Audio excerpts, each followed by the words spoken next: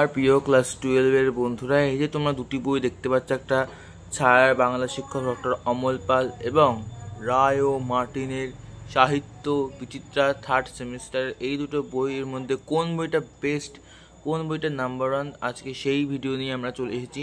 তো ভিডিওটা শেষ পর্যন্ত দেখতে থাকো।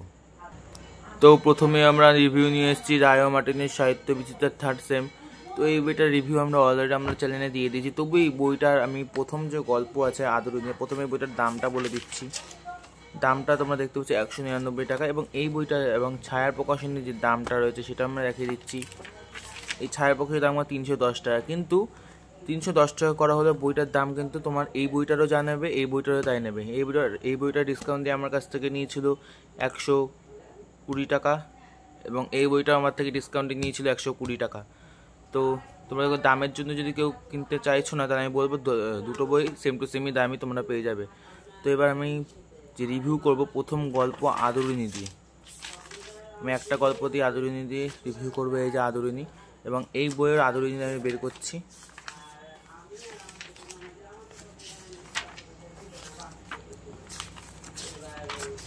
আদরিণী, দুটি বইয়ের আদরিণীর লুক তোমরা দেখতে পাচ্ছ। এটা হচ্ছে গিয়ে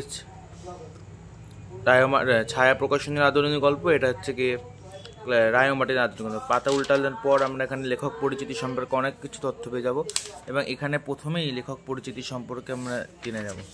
তারপর এখানে উৎস, প্রেক্ষাপট সমস্ত কিছু দেওয়া রয়েছে, দেখতে পাচ্ছ। ওখানে শব্দার্থ, টিকা, অনেক অসংখ্য আছে,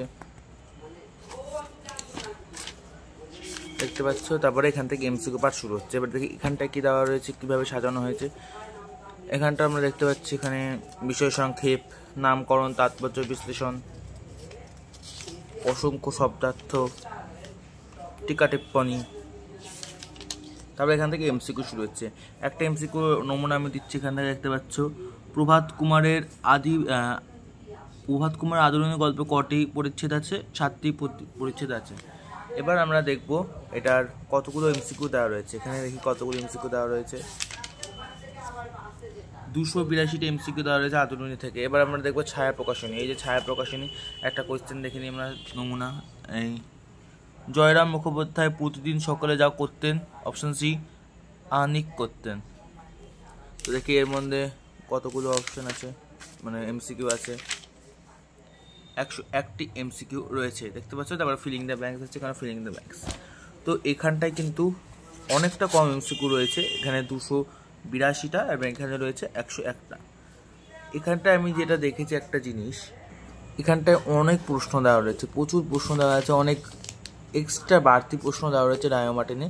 এটা যারা তোমরা অনেকটা খুঁটিয়ে পড়তে চাও, প্রচুর পড়তে চাও, মানে অনেক অনেক জ্ঞান অর্জন করতে চাও আদরিণী গল্প বিষয়ে বা যে কোনো অন্যান্য গল্প বিষয়ে, তারা কিন্তু এই রায় ও মার্টিনের বইটা নেবে।